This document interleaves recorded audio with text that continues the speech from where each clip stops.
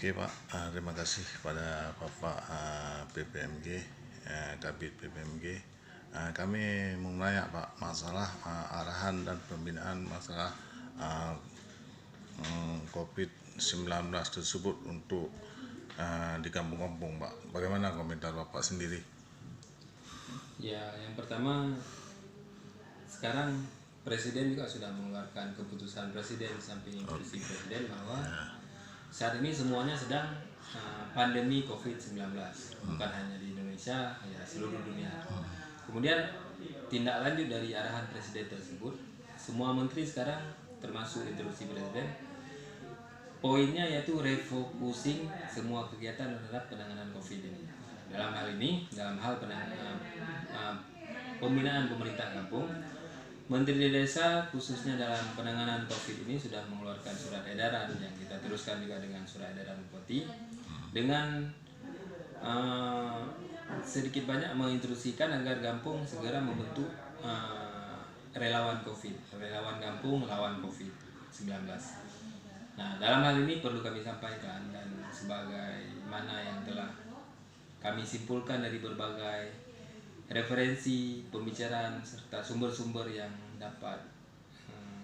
kredibel untuk hal ini, dapat kami tegaskan bahwa surat edaran kita sudah menginstruksikan minimal setiap kampung itu menganggarkan 50 juta, dan hal itu bukan harus dihabiskan. Ini kembali lagi ke kriteria penganggaran, di mana kita tetap menganggarkan uang tersebut sejumlah itu paling kurang. Artinya penggunaannya tetap mengikuti memperdomani surat edaran Bupati. Kemudian ada poin-poin yang kita sampaikan, tidak boleh manipulasi, tidak boleh markup, tidak boleh ada penyimpangan sebagaimana disampaikan oleh KPK. Dalam hal ini kembali di ranah kita pembinaan pemerintah kampung. Kita tidak mau pemerintah kampung yang di bawah binaan kita itu mereka terjerumus terhadap hal-hal yang tidak dapat dipertanggungjawabkan, termasuk yang belakangan ini ramai pemerintah kampung bagi-bagi sembako. Hal itu tidak ada dalam aturan SI Menteri Desa. Nah, yang diarahkan penggunaan uang itu kemana? Ya, diarahkan untuk kegiatan-kegiatan yang mendukung pelaksanaan tugas mereka, tugas relawan COVID kampung. Nah, bukan berarti bagi-bagi sembako. Nah, ketika mereka butuh fasilitas, butuh katakanlah logistik buat tugas mereka, makan minum pada saat melaksanakan tugas, ya silakan, tapi bukan berarti bagi-bagi. Kemudian hal ini juga bukan berarti mereka juga ada honor. Namanya juga di surat edaran tuh relawan. Namanya relawan kan sukarela. Pertama, yang kedua, ya laksanakan tugas lah. Itu kan istilahnya menjadi tugas tambahan bagi kita pemangku jabatan, pemangku amanah rakyat lah ceritanya. Sama seperti di tingkat kabupaten dan nasional. Belum tentu mereka juga berdasarkan SK Mendagri tentang gugus tugas kabupaten, belum tentu mereka juga diperbolehkan menggunakan dana untuk honor.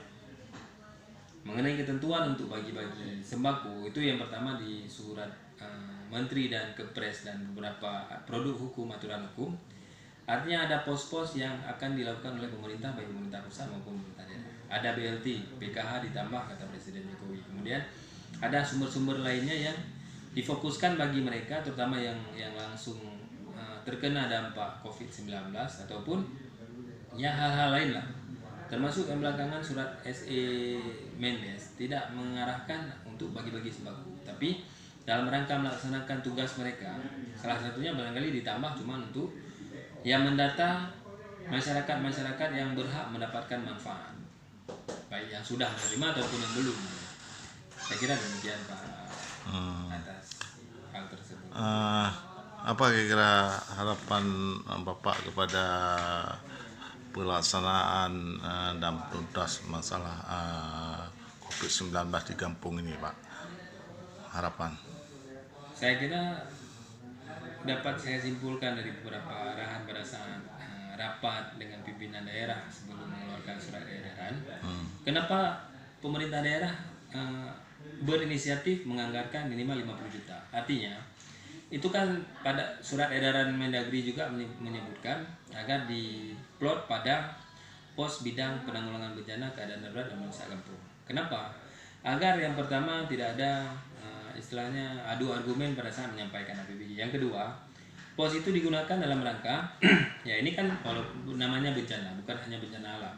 Ini bencana sosial juga sekarang, apalagi pandemi Covid, ada kepres tentang hal tersebut. Ya artinya penganggaran itu dapat dilakukan ya saya kira lebih lapang, lebih leluasa pemerintah kampung.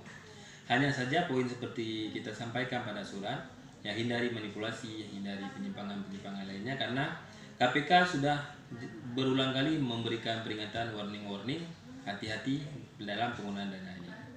Kita kembali lagi, pemerintah kabupaten ini menginginkan tidak ada satu orang pun lagi sebenarnya pemerintah kampung yang berurusan dengan APH.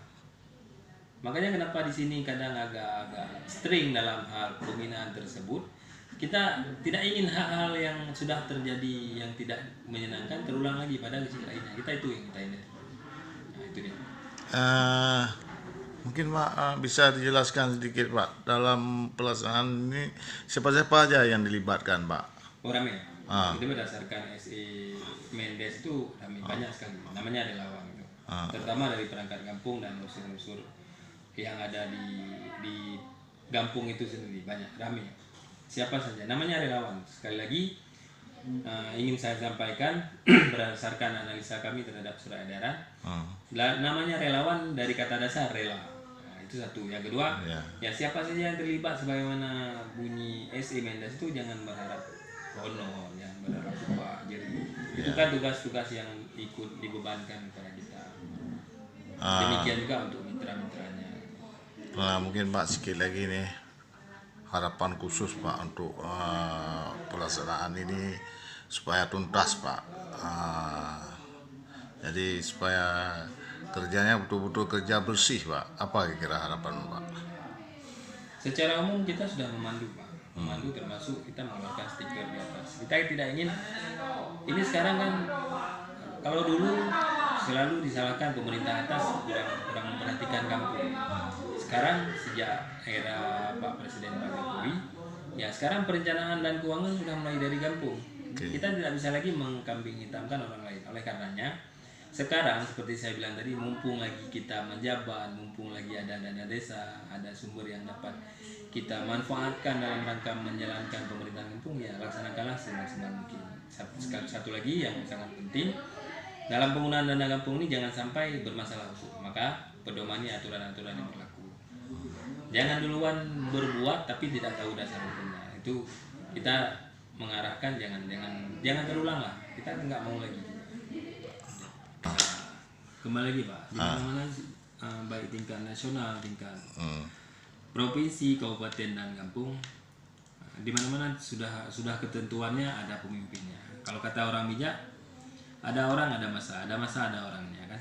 Artinya sekarang hari ini siapapun yang duduk di jabatan gesi kampung atau perangkat kampung ataupun tuapu kampung, ya mereka lah yang sedang memanage pemerintahan kampung kita. Ya harapan kami mendukung, bukan berarti juga pemerintah kampung ini lost control, bukan juga. Artinya ya kita berikan ruang dulu mereka berbuat, terus kita juga menilai. Di mana ada kekurangan kita sampaikan dulu. Jangan cepat serta-merta kita mengadu ke APH, karena memang arahannya ke APIP dulu yang pertama. Yang kedua, tingkat kampung kan ada teguran-teguran dulu. Nah, jadi diingatkan dulu, kalau memang tidak dapat diingatkan disampaikan melalui camat dan ke atasnya. Ya, tujuannya kan ini hitungan baru juga lah dana kampung. Ya, gitu Pak. Jadi kita dukung dulu, jangan lebih kita utamakan emosional sama istilahnya lawan politik kita lah apalah.